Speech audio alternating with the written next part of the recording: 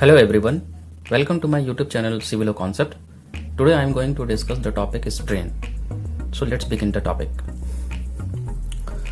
Strain क्या होता है? It is defined as the measurement of deformation. यानी किसी बॉडी में जितना ज़्यादा स्ट्रेन होगा उसमें उतना ही ज़्यादा डिफॉर्मेशन होगा. The more the strain in the body, the more will be the deformation in that body. अब हम स्ट्रेन के काइंड के बारे में डिस्कस करते हैं. स्ट्रेन जनरली दो काइंड के होते हैं, दो टाइप के होते हैं, नॉर्मल स्ट्रेन और शेयर स्ट्रेन. नॉर्मल स्ट्रेन को जनरली एप्सिलॉन से डिनोट किया जाता है और शेयर स्ट्रेन को गामा या फाई से डिनोट किया जाता है. नॉर्मल स्ट्रेन के फिर दो टाइप होते हैं, लॉन्गिट्यूडनल स्ट्रेन और lateral strain. Normal strain generally produce होता है due to change in dimension और शेयर स्ट्रेस प्रोड्यूस होता है ड्यू टू एंगुलर डिफॉर्मेशन. अब एक थर्ड टाइप होता है जिसको हम वॉल्यूमेट्रिक स्ट्रेन कहते हैं, जिसको डिनोशन हम एप्सिलॉन वी से करते हैं. इसको किसी बुक में स्ट्रेन के थर्ड कैटेगरी में रखा है या किसी बुक में तुम देखोगे कि नॉर्मल स्ट्रेन के कैटेगरी में रखा है. हम इसी वीडियो के आगे पार्ट में देखेंगे कि वॉल्यूमेट्रिक स्ट्रेन किस तरीके से एसोसिएटेड है नॉर्मल स्ट्रेन से. तो वॉल्यूमेट्रिक स्ट्रेन किस वजह से प्रोड्यूस होता है? What is the reason for the production of the volumetric strain? It is due to the change in volume. अब हम स्ट्रेन के डिफरेंट टाइप्स को वन बाय वन करके देखते हैं. सबसे पहले हम नॉर्मल स्ट्रेन की बात करते हैं. जैसा कि मैंने बताया कि normal strain is produce due to the change in dimension of the body.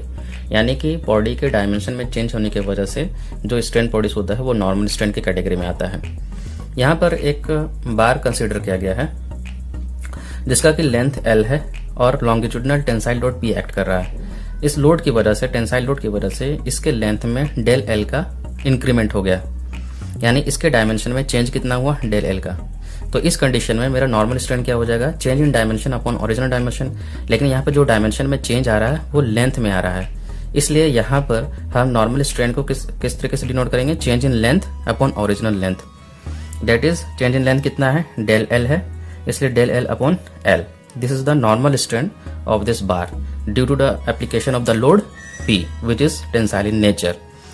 यहाँ पर पॉजिटिव साइन ये बता रहा है कि ये जो लोड है टेंसाइल नेचर का है, इसकी वजह से इसके लेंथ में इंक्रीमेंट हुआ है, यानी ये इलोंगेशन को शो कर रहा है. और अगर यही लोड कॉम्प्रेसिव नेचर का होता तो इसमें कॉन्ट्रैक्शन होता, तो यहाँ पर नेगेटिव साइन आता जो ये बताता कि इसके लेंथ में डिक्रीमेंट हुआ है, डिक्रीज किया है. यहाँ पर एक रेक्टेंगुलर बार बनाया गया है जिसका कि लेंथ L है, विड्थ B है, हाइट H है और यहाँ पर एक्सेस भी शो किया गया है. यानी कि जो x एक्सिस है उसके अलोंग लेंथ है, y एक्सिस के अलोंग हाइट है और z एक्सिस के अलोंग मेरा विड्थ है.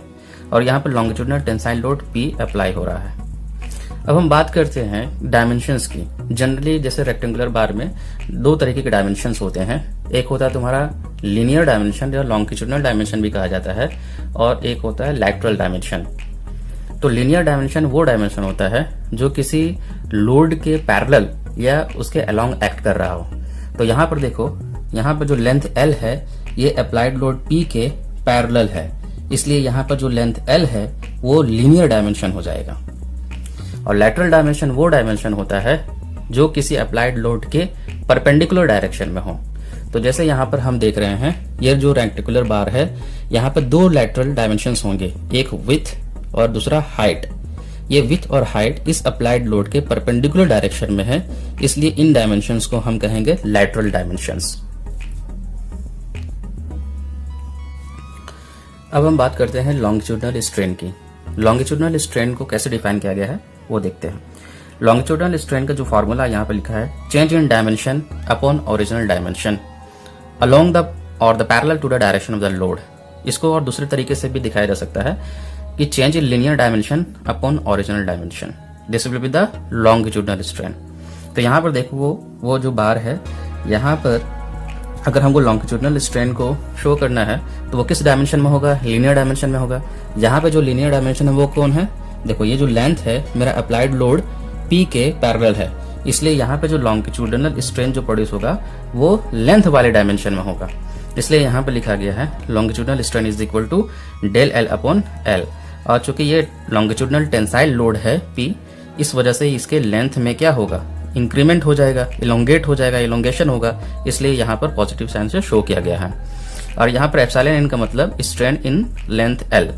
और epsilon x that is strain in the direction of x. जैसे कि हम यहाँ देख सकते हैं जो कि यहाँ पर एक्सेस एक्स जो एक्स एक्सिस है वो मेरा लेंथ के अलोंग है, इसलिए यहाँ पर जो लॉन्गिट्यूडनल स्ट्रेन प्रोड्यूस हुआ है वो एक्स डायरेक्शन में हुआ है, इसलिए यहाँ पर हम डायरेक्शन वाइज यहाँ पर लिखे हैं कि strain in the direction of x. और देखो यहाँ पर एप्सिलॉन टी का मतलब होता है टेंसाइल स्ट्रेन।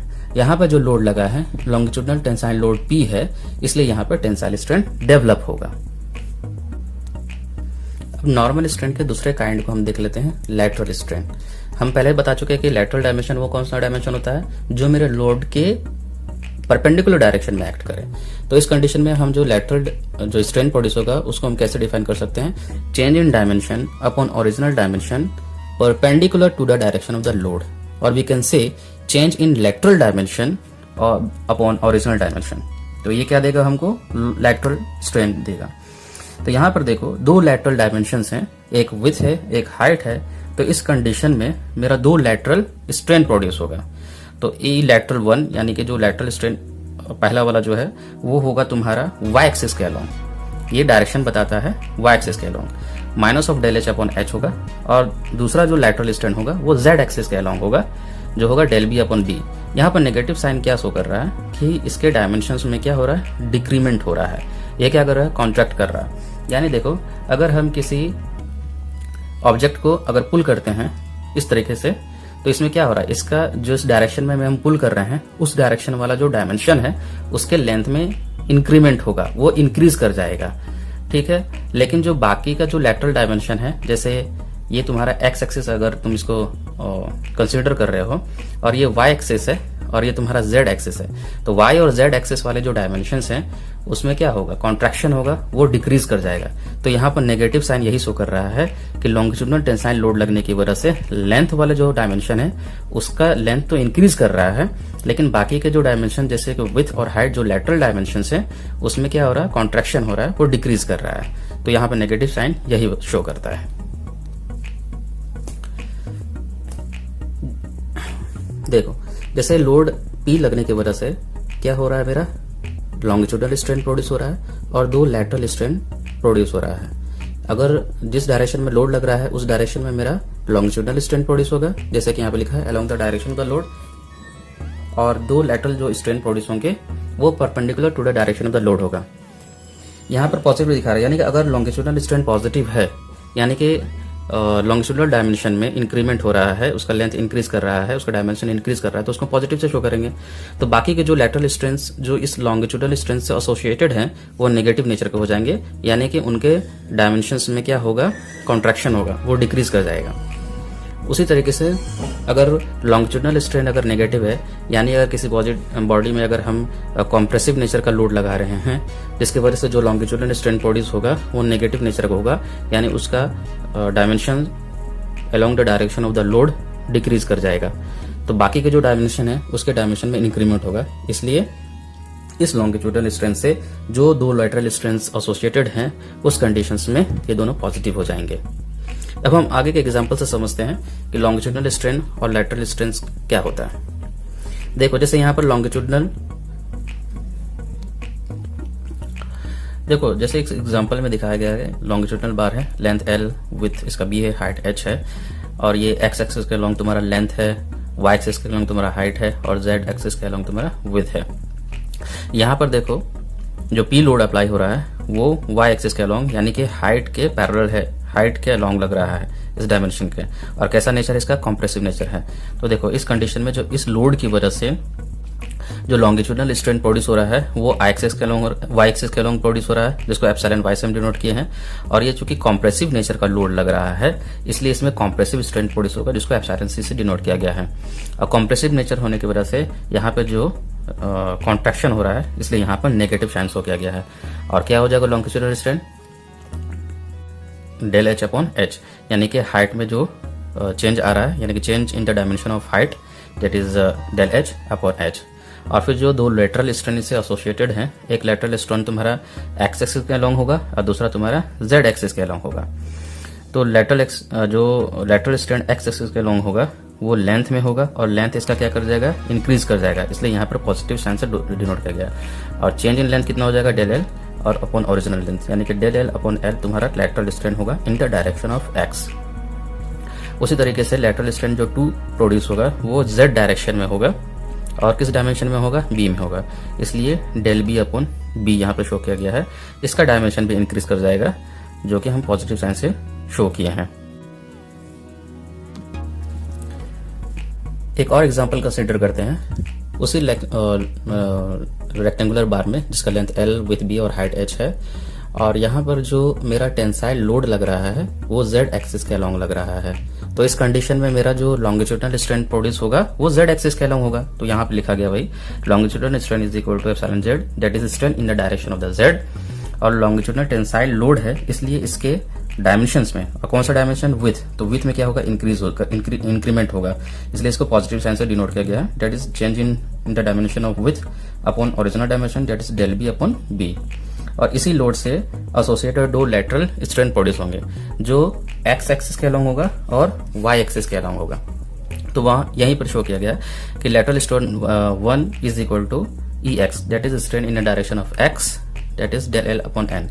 यहाँ नेगेटिव साइन शो कर रहा है कि ये लोड जो टेंसाइल लोड था डायमेंशन बी में तो इंक्रीमेंट लाएगा यानी इलोंगेशन लाएगा, लेकिन बाकी के जो डायमेंशंस हैं, जो लैटरल डायमेंशंस हो जाएंगे that is length and height, वो तुम्हारा कॉन्ट्रैक्ट कर जाएगा। तो वही यहाँ पर शो किया गया नेगेटिव साइन से, और लैटरल स्ट्रेन 2 तुम्हारा हो जाएगा in the direction of Y that is E Y, strain in the direction of Y that is change in the dimension of height upon original dimension that is H, del H upon H. यहाँ पर negative sign वही show कर रहा है कि इसका जो dimension है वो कॉन्ट्रैक्ट कर गया है। अब अनदर एग्जांपल हम कंसीडर करते हैं जिसमें कि हम एक सिलिंड्रिकल बार लिए हैं, सिलिंड्रिकल रॉड है जिसका लेंथ L है और डायमीटर D है। लेंथ L जो है वो लोड जो अप्लाइड लोड है P के पैरेलल है, इसलिए ये लीनियर डायमेंशन हो जाएगा, ये लॉन्गिट्यूडनल डायमेंशन होगा। और ये जो डायमीटर D है ये तुम्हारा अगर x एक्सिस है तो वो तुम्हारा लेंथ के अलोंग है, इसलिए ये तो तुम्हारा लीनियर डायमेंशन हो गया। लेकिन जो डायमीटर है वो तुम्हारा एक y एक्सिस के है और एक z एक्सिस के अलोंग है। तो ये जो डायमीटर है लैटरल डायमेंशन की तरह ट्रीट करेंगे क्योंकि ये जो लोड है P इसके परपेंडिकुलर डायरेक्शन में। तो इस लोड की वजह से वही एक लॉन्गिट्यूडनल स्ट्रेन प्रोड्यूस होगा, 2 लैटरल स्ट्रेन होंगे जो बाकी की 2 डायरेक्शंस में होंगे। तो यहाँ पर जो लॉन्गिट्यूडनल स्ट्रेन है इन the direction of x produce हो रहा है, इसलिए EX लिखा गया है। टेंसाइल लोड है इसलिए इसको एप्सिलॉन T यानी कि टेंसाइल स्ट्रेन से हम डिनोट कर रहे हैं, और टेंसाइल नेचर के होने की वजह से इसका लेंथ में इंक्रीमेंट होगा, इसलिए पॉजिटिव साइन से डिनोट किया गया है। और क्या हो जाएगा, longitudinal strain change in length that is del L upon L. और जो 2 लैटरल स्ट्रेन प्रोड्यूस हुए हैं वो y और z डायरेक्शंस में होंगे। तो y वाला डायरेक्शन पे जो होगा वो हो जाएगा del D upon D. Negative sign show कर रहा है कि इसका जो डायमीटर है वो डिक्रीज कर जाएगा, और लैटरल डायमेंशन 2 जो है वो z डायरेक्शन में होगा।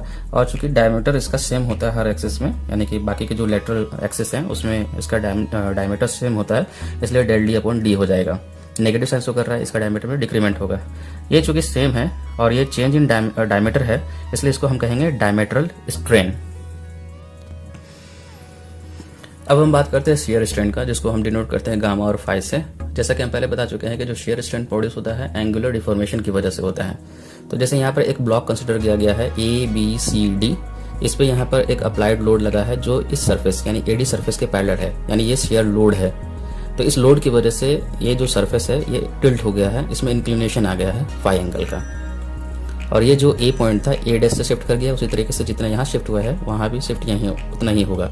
A dash is equal to DD dash होगा। अगर मान लेते हैं कि ये जो शिफ्ट हुआ है, जो टिल्ट हुआ है यहाँ पर इस डायमेंशन में जो चेंजेस आए हैं वो डेल L का है, और ये पूरा लेंथ जो है AB का जो लेंथ है L से डिनोट किया गया, उसी तरीके से CD जो है मेरा लेंथ L होगा। तो अब यहाँ पर देखो जो शेयर स्ट्रेन होगा gamma is equal to tan phi is equal to क्या हो जाएगा, A डैश अपॉन AB हो जाएगा। उसी तरीके से अगर हम मेजर करना चाहें तो DD डैश अपॉन CD हो जाएगा। और अगर ये डायमेंशन डेल L है तो इसको हम डेल L लिखे हैं, और ये लेंथ L है तो इसको L से डिनोट किया गया है। ठीक है। अगर फाई, चूंकि ये जो फोर्स लगता है इसमें जो टिल्ट आता है वेरी स्मॉल होता है, यानी कि फाई इज वेरी स्मॉल, तो इस कंडीशन में tan phi is equal to phi होता है। यानी जो shear standard gamma is equal to tan phi is equal to phi is equal to A dash upon AB is equal to del L upon L। ये मेरा shear strain के बारे में discussion था।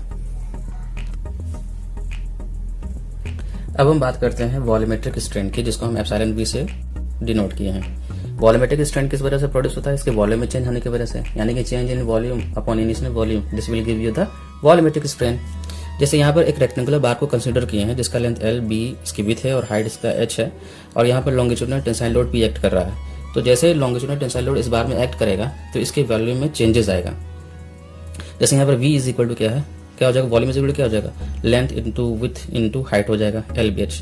अगर हम चेंज इन वॉल्यूम को अगर हम इस तरीके से लिख रहे हैं dv इज इक्वल टू, तो LBH यानी कि सारे जो डायमेंशन है उसमें चेंजेस आएगा इस लोड की वजह से, यानी कि जो सारे डायमेंशन हैं वेरिएबल हैं, इसलिए इसको हम डिफ्रेंशिएट करेंगे dl इंटू BH हो जाएगा प्लस लेंथ इंटू db यानी कि b में चेंज इट इंटू h और plus LB into change in height that is dh। अगर इसको हम इस इक्वेशन में अगर हम इनिशियल वॉल्यूम से डिवाइड कर दें तो क्या हो जाएगा, dv अपॉन v हो जाएगा, यानी change in volume upon original volume हो जाएगा। और इसमें भी क्या हो जाएगा, अगर हम वॉल्यूम यहाँ पे लिखना चाहते हैं तो volume is equal to LBH है, यहाँ पर LBH लिखा गया है, उसी तरीके से यहाँ भी LBH है, यहाँ भी LBH है। तो यहाँ से BH कैंसिल हो जाएगा, यहाँ से L और H कैंसिल हो जाएगा, और यहाँ से LB कैंसिल हो जाएगा। तो क्या हो जाएगा, dv अपॉन v यानी change in volume upon original volume will be the volumetric strain. तो इसलिए इसको यहाँ एप्सिलॉन v से डिनोट किए हैं। ये देखो change in dl upon L हो जाएगा, ये कटने के बाद dl अपॉन L हो जाएगा, dl अपॉन L यानी change in length upon original length that is strain in the length L या strain in the dimension of length L। यहाँ पर देखो कटने के बाद क्या बच रहा है, db अपॉन b यानी कि change in with upon original with. तो क्या हो जाएगा, ये एप्सिलॉन v हो जाएगा, यानी कि चेंज यानी कि क्या हो जाएगा, strain in the dimension of with. उसी तरीके से dh अपॉन h क्या हो जाएगा, एप्सिलॉन h हो जाएगा। यहाँ पर देखो अगर हम इसको x एक्सिस में लेंथ वाला कंसीडर किए हैं, y एक्सिस अगर तुम्हारा हाइट है और b वाला तुम्हारा z एक्सिस का लॉन्ग है, तो यहाँ पर हम अगर डायरेक्शन वाइज लिखना चाहें तो क्या हो जाएगा, volumetric strain is equal to EX और EB क्या है, b तुम्हारा z एक्सिस का लॉन्ग है, इसलिए EZ और प्लस EY, यानी कि तुम्हारा जो वॉल्यूमेट्रिक स्ट्रेन होता है वो क्या होता है, sum of all the normal strains. इसलिए वॉल्यूमेट्रिक स्ट्रेन तुम्हारा एसोसिएटेड है नॉर्मल स्ट्रेन से, इसलिए हमको देखने को मिलता है कि किसी बुक में ये नॉर्मल स्ट्रेन के कैटेगरी में रखा है।